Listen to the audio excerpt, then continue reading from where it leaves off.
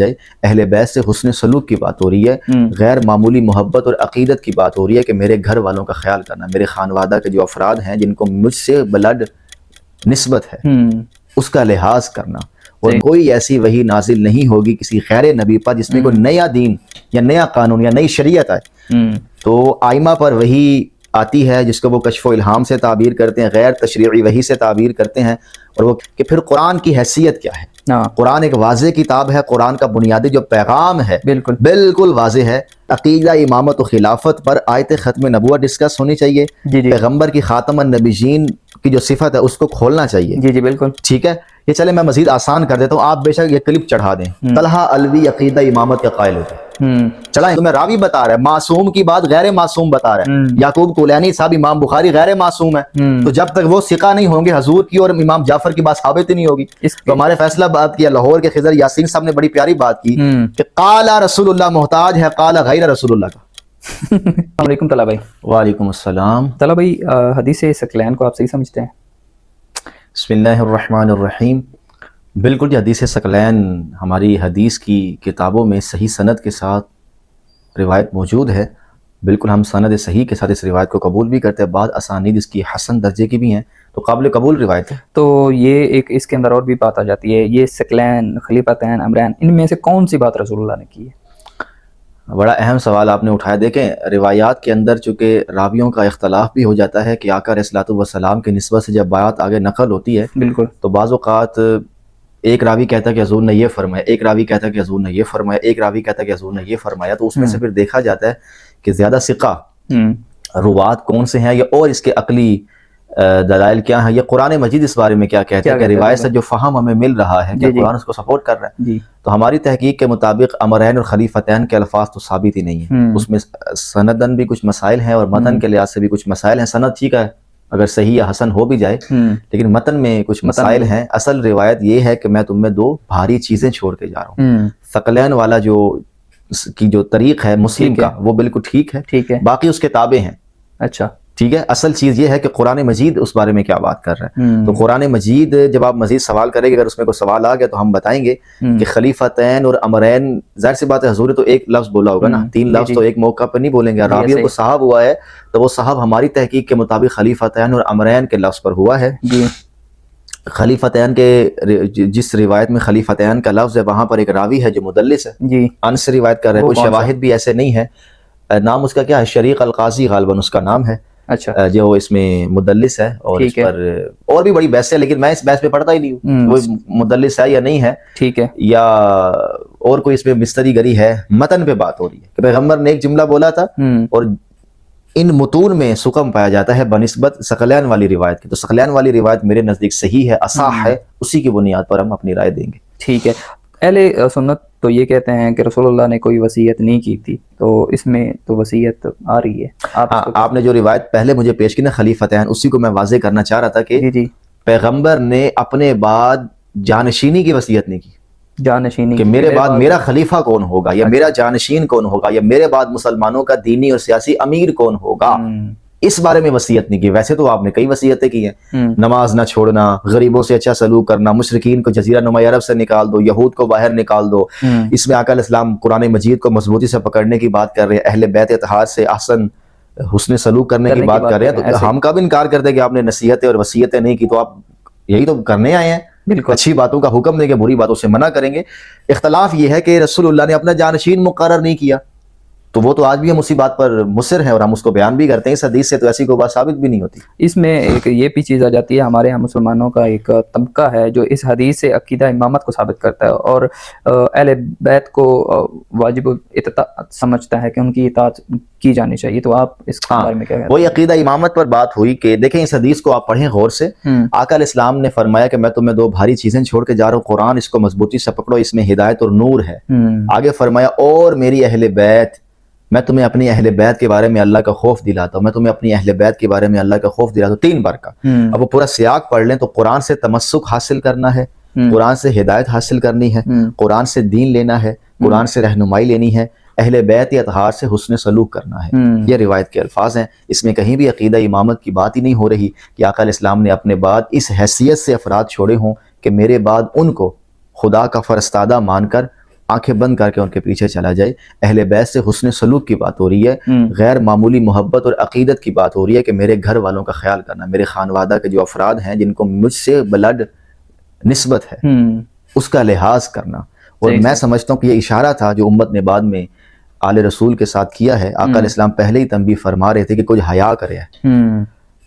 کہیں بھی نہ واجب الاطاعت ہونے کی بات ہو رہی ہے اور نہ ہی آنکھیں بند کر کے امامت کے اس کنسیپٹ کو یہاں ماننے کی بات ہو رہی ہے. ہماری ہم نے ایک آپ کی ویڈیو بھی دیکھی تھی جس میں آپ نے عقیدہ امامت کو ختم نبوت کے منافی سمجھنے کی کوئی اس طرح کی بات کی تھی, تو آپ اس پہ مزید جو کلیریفیکیشن ہے وہ دے دیں کہ وہ بات کس سینیریو میں ہو رہی تھی, کس طرح کی بات تھی. دیکھیں, ہم یہ کہتے ہیں کہ رسول اللہ خاتم النبیین ہیں. اللہ تعالیٰ نے انسانوں کی ہدایت کے لیے جو سلسلہ شروع کیا تھا حضور پر آ کر وہ اختتام پذیر ہو گیا. تو آقا علیہ الصلوۃ والسلام پر نبوت ختم ہو گئی, وحی اور الہام کا دروازہ بند ہو گیا, مخاطبہ الہی پر مہر لگ گئی. یہ ہم بیان کرتے ہیں, اس پر ہم عربیت سے احادیث سے دلائل بھی دیتے ہیں اور میں کئی جگہوں پر عرض کر چکا ہوں. تشیع کا یہ عقیدہ ہے کہ ائمہ اہل بیت اطہار باذن الہی منصوص من اللہ امام ہے, معمور من اللہ ہے, خدا کے اذن سے ان کو ہمارے سامنے معمور کیا گیا ہے, وہ واجب الاطاعت ہے. پیغمبر کے جانے کے بعد اب وہ سراپا ہدایت ہیں, سراپا اطاعت ہیں. ان کے پیچھے چلا جائے گا, وہ جو فرمائیں گے اس کو فالو کیا جائے گا, قرآن کی جو تشریح وہ کریں گے اس کو مانا جائے گا. ٹھیک ہے, اچھا یہاں تک تو بظاہر ہم مان لیتے ہیں. عرض یہ کرنا چاہ رہا ہوں کہ کتابیں اٹھائیں, تشیع کی اصول کافی میں کتاب الحجہ اگر آپ اٹھائیں تو اس میں واضح احادیث موجود ہے کہ ائمہ اہل بیت اطہار پر وحی نازل ہوتی ہے. اچھا, الہام ہوتا ہے, فرشتوں کا نزول ہوتا ہے, اللہ ان کے دل پہ القاء کرتا ہے. اچھا یہاں پر بات غلط نہ ہو جائے, وحی کی پھر قسمیں ہیں چونکہ بات سنبھالنی ہے نا, جیسے ہمارے یہاں صوفیاء نے سنبھالی. وحی کی دو قسمیں ہیں, ایک تشریعی وحی ہے جس میں شریعت اور قانون نازل ہوتا ہے, اور ایک غیر تشریعی وحی جس میں کوئی شریعت اور قانون نازل نہیں ہوتا. ٹھیک ہے, تو تشیع یہ کہتے ہیں, وہی صوفیاء والا کنسیپٹ ہے کہ رسول اللہ پر جس وحی کا خاتمہ ہوا ہے یا جس وحی پر مہر لگی ہے وہ تشریعی وحی ہے. ختم نبوت کا مطلب یہ ہے کہ اب کوئی ایسی وحی نازل نہیں ہوگی کسی غیر نبی پر جس میں کوئی نیا دین یا نیا قانون یا نئی شریعت آئے. تو آئمہ پر وحی آتی ہے جس کو وہ کشف و الہام سے تعبیر کرتے ہیں, غیر تشریعی وحی سے تعبیر کرتے ہیں, اور وہ کہتے ہیں کہ محمد کا حلال کردہ حلال ہے, محمد کا حرام کردہ حرام ہے. ائمہ اہل بیت ایسا نہیں ہے کہ آقا علیہ السلام کے دین کو منسوخ کر دیں یا اس کے خلاف کوئی بات کر دیں, وہ اسی کی شرح و وضاحت کرنے آئے ہیں. ہم اس پر سوال یہ کرتے ہیں کہ ہمارے ہاں جو ائمہ مجتہدین ہیں, ابو حنیفہ, امام شافعی, مالک, حنبل, شاطبی, ابن حزم وغیرہ, یہ جو بھی دین کی بات کر رہے ہیں اپنی اسیسمنٹ سے کر رہے ہیں, ان کا اجتہاد ہے. ٹھیک ہے, لیکن ائمہ اہل بیت اطہار کا اجتہاد نہیں ہے. وہ جو بھی بات ارشاد فرماتے ہیں وہ بذریعہ وحی ارشاد فرماتے ہیں. اچھا, ابھی وحی کی دوسری قسم ہے, ایک وحی محمد رسول اللہ پہ نازل ہوئی, اس کی تشریح دوسری وحی کر رہی ہے. ٹھیک ہے, تو یہاں پر شخصیات کا بھی تقابل ہے اور وحی کا بھی باہمی تقابل ہے. تو اس پر ہم یہ عرض کرتے ہیں کہ پھر قرآن کی حیثیت کیا ہے. قرآن ایک واضح کتاب ہے, قرآن کا بنیادی جو پیغام ہے بالکل واضح ہے. ٹیکنیکل بحثیں ظاہر سی بات ہے علماء سے پوچھی جاتی ہے, ہم اس کا انکار نہیں کرتے. ہم ائمہ اہل بیت سے پوچھیں گے, صحابہ سے پوچھیں گے, ہم نے کب انکار کیا. عرض یہ کرنا چاہ رہا ہوں کہ خدا نے یہ کہا, اس پر امام نے مہر لگا دی کہ اس کا یہی مطلب ہے. اس پر میں آگے آتا ہوں آپ کی اس بات کے جواب میں. ہم یہ کہتے ہیں کہ مخاطبہ الہی پر مہر لگ گئی. ٹھیک ہے, اب آسمان سے رابطہ ختم ہو گیا. صحیح مسلم میں روایت ہے, ام ایمن حضور کی وفات پہ آنسو بہا رہی ہیں. صحابہ نے پوچھا خیریت تو ہے, حضور سے اتنی محبت کہ وہ بات اپنی جگہ, آسمان سے رابطہ ختم ہو گیا ہے, اب ہماری رہنمائی نہیں ہوگی, جو مرنا جینا اتھے ہی ہے. مولا علی کا نہج البلاغہ میں یہی خطبہ ہے کہ اصل جو قیامت ٹوٹی حضور کی ڈیتھ پر, وہ کیا ٹوٹی ہے, اب اللہ کسی سے بات نہیں کرے گا. اب قرآن ہی اصل ہے. صحیح سمجھ آ گئی تو اللہ کا شکر ادا کرے, کہیں کوئی سکم ہو گیا, کمزوری ہو گئی, دوسرا بندہ اصلاح کر دے گا, یا نہ بھی کر سکا تو کچھ نہیں ہو سکتا. آپ کی دیانتداری اور اخلاص پر فیصلہ ہوگا. خدا نے قرآن بھیج دیا ہے, صحیح طریقے سے قرآن کا مطالعہ کریں, خدا کی بات آپ کو سمجھ میں آئے گی. اب اگر اس کو سمجھانے کے لیے آپ کچھ افراد اللہ کے اذن سے سامنے لے کر آئیں گے تو قرآن تو بے اثر ہو جائے گا. تو اصل میں ہم یہ کہتے ہیں کہ ختم نبوت کے بعد آسمان سے رابطے کی کوئی بھی شکل اگر کوئی مانتا ہے, چاہے وہ کشف و الہام کا اس کو نام دے, غیر تشریعی وحی کا اس کو نام دے, کوئی بھی بات کرے کہ بھائی مجھے خدا یہ بات بتا رہا ہے, اچھا بتاتا رہے, ہمیں اس سے کیا ہے, ہمیں اس سے کوئی مسئلہ نہیں ہے, بتائے, آپ کا ذاتی مسئلہ ہے. وہ واجب الاطاعت کہہ رہا ہے. وہ کسی کے الہام کے تضاد میں بھی تو الہام ہو سکتا ہے, جو مرضی ہو. ایک بندے سے خدا باتیں کر رہا ہے, کرتا رہے, ساڈا کی جانتا ہے. میں یہ نہیں کہ کرتا ہے, میں ذرا سمجھانے کے لیے کہہ رہا ہوں. وہ باہر نکل کے روب ڈال رہا ہے اللہ میں نے یہ گال کی ہے، ایسا ہی ہے۔ تو اصل یہ ہے، میں اس پر مزید یہ وضاحت کرتا ہوں کہ جب لوگ کہتے ہیں نا کہ کشف و الہام تو کسی پر بھی ہو سکتا ہے، تو میں کہتا ہوں آپ بات سمجھے نہیں ہے، واجب الاطاعت وہی پہ مہر لگ گئی ہے، بس محمد اور رسول اللہ کے بعد اب کوئی واجب الاطاعت نہیں ہے۔ ایسے ہی جب قرآن کی بات کریں تو وہ اسی واجب الاطاعت شخص کا دیا ہوا الہام ہے قرآن مجید، وہ واجب الاطاعت نہیں تو پھر کون ہے؟ ٹھیک ہے، تو میں عرض یہ کر رہا ہوں کہ ائمہ پر اگر وحی آتی ہے، نزول ہوتا ہے، فرشتوں کا مسئلہ ہی کوئی نہیں۔ ہاں اللہ تعالیٰ کے نیک بندوں پر اگر آج بھی فرشتوں کا نزول ہوتا ہے، بعض اوقات نظر بھی آ جاتے ہیں، بعض اوقات نہیں آتے، وہ نظر والی بات بھی شاید ظن پر مبنی ہو، کوئی قطعی بات نہیں ہے، لیکن ایک قرآن کہتا ہے نا کہ ان پر سکینہ نازل ہوتی ہے، تو بعض اوقات آپ کے اضطراب جو آپ کے اندر ہے وہ ختم ہو جاتا ہے۔ سکون کی کیا کیفیت ہے وہ بھی ایک باطنی چیز ہے، کبھی دیکھی نہیں، لیکن اس فرشتے کے آنے سے وہ بندہ واجب الاطاعت کیسے ہو گیا؟ اس پر نسل ہے نا۔ ہم تو یہ عرض کر رہے ہیں کہ ختم نبوت کے بعد، میں نام نہیں لیتا ہمارے یہاں کس کس طبقے نے کس کس کو کیا کیا بنایا ہے، ائمہ اہل بیت اطہار ہمارے سروں کا تاج، علم کے سمندر ہے، ولایت کے امام ہے، علم کے امام ہے، ہدایت کے امام ہے، امام المتقین ہے، امام الہدا ہے۔ عرض یہ کرنا چاہ رہا ہوں کہ وہ جہاں سے بات کر رہے ہیں وہ بات ان کو خدا نے القاء کی ہے، اس پر کوئی سند نہیں ہے۔ پہلے آیت ختم نبوت سمجھائی جائے کہ پیغمبر پہ بند کیا ہوا ہے، پیغمبر کے آنے کے بعد کس راستے پہ مہر لگ اگر گئی ہے۔ اس پہ بات نہ کی جائے، اگر اس چیز کو مانا جائے تو پھر آپ کو ہر وہ بات ماننی پڑے گی جو مخالف سمت سے آ رہی ہے، آپ کو اشارے کی سمجھ ظاہر سی بات ہے ہمارے مسلمانوں میں ہمیں بہت سے شیعہ حضرات طنزاً یہ جملہ بولتے ہیں جی فلاں طبقہ توڑے چوں نکلے ہے۔ بالکل ایسے ہی۔ جب میں نے کاؤنٹر کیا تھا کہ ایران میں بھی ایک طبقہ شیعوں میں سے نکلا ہے، انہوں نے شریعت بھی منسوخ کر دی ہے، تو یہ اس کا سنی مذہب سے شیعہ مذہب سے کیا تعلق ہے؟ استدلال پر فوکس کرے، اس استدلال کے نتیجے میں جو شخص سامنے آیا، جو غلط رویہ سامنے آیا، اس کو تو ہم کنڈیم کر رہے ہیں نا، بات تو استدلال پہ ہو رہی ہے کہ ہم تو نبی نہیں مانتے، ہم تو امام مانتے آ رہے۔ بھائی استدلال تے گل کرو۔ آپ لوگ کہتے ہیں کہ غیر تشریعی وحی آج بھی جاری ہے، ہمارے یہاں اور بھی بہت سے لوگ کہتے ہیں، اگر نتیجے کے اعتبار سے وہ کسی کو بھی اس کا متحمل قرار دے، وہ ایک الگ بحث ہے۔ تو میں بڑا مہذبانہ طور پر ایک ریسرچ ورک آپ کے سامنے رکھ رہا ہوں طالب علم کی حیثیت سے کہ عقیدہ امامت و خلافت پر آیت ختم نبوت ڈسکس ہونی چاہیے، پیغمبر کی خاتم النبیین کی جو صفت ہے اس کو کھولنا چاہیے۔ جی بالکل ٹھیک ہے، یہ چلے میں مزید آسان کر دیتا ہوں، آپ بے شک یہ کلپ چڑھا دیں، طلحہ علوی عقیدہ امامت کا قائل ہو گیا، چلائیں کلپ، میں قائل ہوں جی، نکالنا کیا ہے جی، آگے چلتے ہیں نا، حدیث ثقلین کی روشنی میں آگے چلتے ہیں، قرآن کو فالو کرنا ہے، ائمہ اہل بیت کو فالو کرنا ہے۔ موقع گئی گل ہونے لگا، چلو قرآن تو موجود ہے، ہاں بالکل، اب اہل بیت موجود نہیں، 12 امام نہیں موجود، کیسے تمسک کریں، کیسے ہدایت لیں؟ شیعہ کہیں گے جی احادیث ائمہ، محمد والے محمد کی روایات، ٹھیک ہو گیا۔ اچھا، اب امام باقر علیہ السلام خود فرماتے ہیں کہ ہماری نسبت سے کوئی بھی بات اگر تم تک پہنچے اور وہ قرآن کے خلاف ہو تو دیوار پہ مار دو۔ اب امام باقر خود کہہ رہے ہیں کہ فائنل اتھارٹی قرآن ہے، اسی نہیں ہے، تو میں خود عقیدہ امامت کو مان لیتا ہوں آپ کے اس نظریے کے مطابق۔ بھائی ائمہ معمور من اللہ ہے، منصوص من اللہ ہے، ٹینشن کس بات کی ہے؟ بظاہر تو وہ استدلالی بحث ہو سکتی ہے کہ اس کے نتائج کیا ہیں، اس کے محرکات کیا ہیں، یا میرا استدلال کس نوعیت کا ہے، یا میں معمور من اللہ نہیں مانتا، لیکن for the sake of argument چلے بات آگے چلانے کے لیے مان لیتے ہیں۔ اب آگے چلنا کیا ہے؟ ائمہ کی تعلیمات پر چلنا۔ تو ائمہ خود فرما رہے ہیں کہ ہماری تعلیمات جو ہماری نسبت سے تمہیں راوی بتا رہا ہے، معصوم کی بات غیر معصوم بتا رہا ہے، یعقوب کولینی صاحب امام بخاری غیر معصوم ہے، تو جب تک وہ ثقہ نہیں ہوں گے حضور کی اور امام جعفر کی بات ثابت ہی نہیں ہوگی۔ تو ہمارے فیصلہ بات کیا، لاہور کے خضر یاسین صاحب نے بڑی پیاری بات کی کہ قال رسول اللہ محتاج ہے قال غیر رسول اللہ کا، کہ آگے جو آپ راوی بیان کر رہے ہیں، نہ وہ نبی ہے، نہ وہ پیغمبر ہے، نہ وہ امام ہے، نہ وہ معصوم ہے، او سچا ہے تے امام دا قول ثابت ہے، نبی دا قول ثابت ہے، اس کو آپ دین بنا رہے ہیں۔ چلیں یہ خبر واحد اور حدیث کے حوالے سے الگ ویسا خلاصہ عرض کر دوں، حدیث ثقلین کو آپ اپنے لحاظ سے بھی سمجھ لیں کہ قرآن اور اہل بیت سے تمسک حاصل کرنا ہے تو کوئی مسئلہ ہی نہیں ہے۔ بھائی وہ تمسک لینا کیسے ہے؟ روایات، تو روایات کے بارے میں خود ائمہ فرماتے ہیں کہ اس کی تحقیق کا ایک بنیادی فارمولہ ہے، اگر قرآن تائید کرے تو لے لو، نہ کرے تو نہ لو۔ تو ائمہ خود فرما رہے ہیں قرآن محفوظ بھی ہے، قرآن فائنل اتھارٹی بھی ہے، قرآن قاضی بھی ہے، قرآن حکم بھی ہے۔ تو اب وہی پھکی شروع والی کہ قرآن کی تفسیر امام کرے، امام خود کہہ رہا ہے کہ ساڈی گل قرآن کرے، تسی کہہ رہے ہو قرآن دی گل امام کرے، تو خود تضاد میں آپ کیوں جی رہے ہیں؟ قرآن نے ایک بات کی، آپ کہتے ہیں امام سے پوچھیں گے، ٹھیک ہے چلتے ہیں امام کی طرف چلنا۔ اچھا ہم تو امام علیہ السلام سے ملے نہیں، تو ہمیں تو روایات ہے نا ائمہ کی، سنی مصادر میں بھی ہیں، شیعہ مصادر میں ہیں، میرے سامنے امام کی روایت آ گئی، قرآن کی آیت ہے خلقت بیدی، ہم نے آدم کو اپنے ہاتھوں سے بنایا۔ مولا علی کی طرف روایت منسوب ہے، پتہ نہیں کہاں سے آئی ہے، لیکن غالی شیعہ پیش کرتے ہیں، مولا علی فرماتے ہیں اللہ کے وہ ہاتھ یہ میں ہوں جنہوں نے آدم کو بنایا۔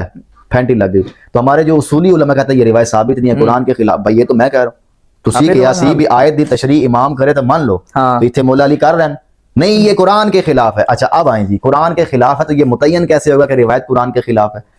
تو پہلے آپ کو امام باقر کے اس حدیث کے مطابق یہ ماننا پڑے گا کہ امام باقر بقول آپ کے عقیدے کے مطابق خود کو مامور من اللہ کہہ کر منصوص کہہ کر بھی بالکل فائنل اتھارٹی قرآن کو بنا رہے ہیں. بالکل ٹھیک ہے. اور تمسک کے لیے حقیقت قرآن کو بنا رہے ہیں, اصل قرآن کو بنا رہے ہیں, اور وہ یہ بھی کہہ رہے ہیں کہ یہ واضح کتاب ہے, ایسا ہی ہے. سمجھ سے بالا تر نہیں ہے بھائی. جیری شیف جس کسوٹی پر آپ نے چیزوں کو پرکھنا ہے وہ سمجھ سے ہی بالا تر ہے, تو وہ کسوٹی کیسی؟ اور آپ کے عقیدے کے مطابق قرآن تو سمجھ میں نہیں آ سکتا, اسے تو اللہ نے امام بھیجے ہیں, تو امام خود کہہ رہے ہیں ساریاں گلا قرآن تے پیش کرو. اگر وہ اوتھینٹک بات ہے آپ الٹا کیے جا رہے ہیں. میں بار بار کیوں دہرا رہا ہوں کہ لوگوں کو سمجھ نہیں آتی. آپ یہ کہہ رہے ہیں کہ قرآن کو سمجھنا امام کے قول سے, امام کہہ رہا ہے میرا قول سمجھو قرآن سے.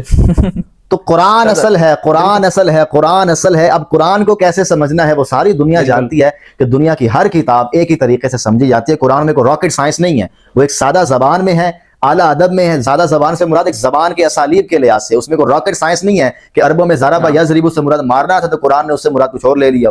عربی ہے, عربی میں بات کی ہے, عربی کے اسالیب استعمال کیے ہیں, جو اعلیٰ ادب کا ذوق رکھتا ہے, عربیت کا ذوق رکھتا ہے, اور اس نے وقت گزارا ہے کلام عرب میں, رسول اللہ کے دور کی عربی زبان میں, تو قرآن مجید تک پہنچ جائے گا. اس کی بات قرآن کو سمجھنے میں ذرا برابر بھی بعض اوقات تردد ہو جاتا ہے, اہل علم کے مابین اختلاف بھی ہوتا ہے, اس سے قرآن ناقص نہیں ہوا, وہ ہمارا علم ناقص ہوتا ہے. آپ مزید زبان پر کام کریں.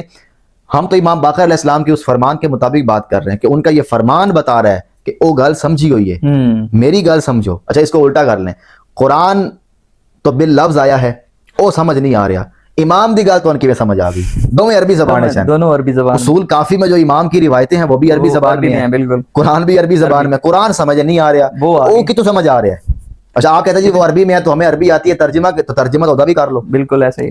یعنی کہ اللہ نے آدم کو اپنے ہاتھوں سے بنایا, ایک کسی بدو نو سمجھاؤ نا گل جنہوں عربی ہوندی ہے, نہیں کیسے پتہ چلے وہ فزیکل ہاتھ ہے, روحانی. اللہ دے بندے ہو, اللہ دے بندے ہو, میں بھی عام طور پہ کہتا تیرے شبنم مکن بال ہیں, تو شبنم ہے بھائی. زبان نو سمجھو, اس میں کیا تردد ہے کہ آپ کو کہیں اور جانا پڑے.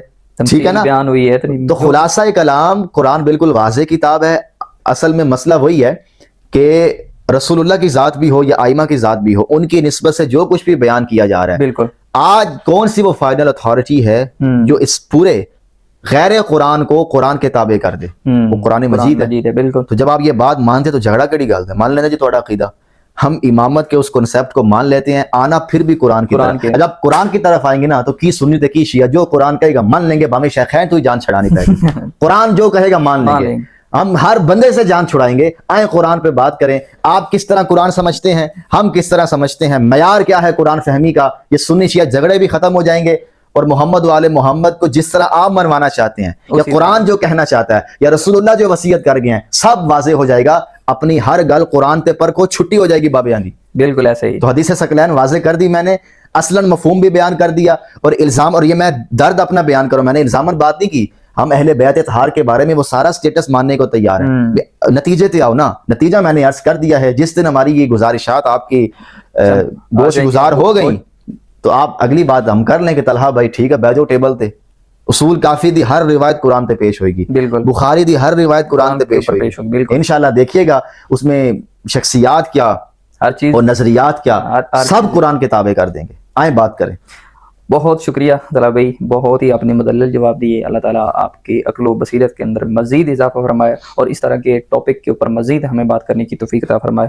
اور آپ کی سماعت کا بھی شکریہ. اس پیغام کو زیادہ سے زیادہ آگے شیئر کریں, ہمارے چینل کو بھی آپ سبسکرائب کریں, اور اس کو جتنے لوگوں تک آپ پہنچائیں گے وہ ان کی نجات کا ذریعہ, ان کے علم کے اندر اضافے کا ذریعہ بنے.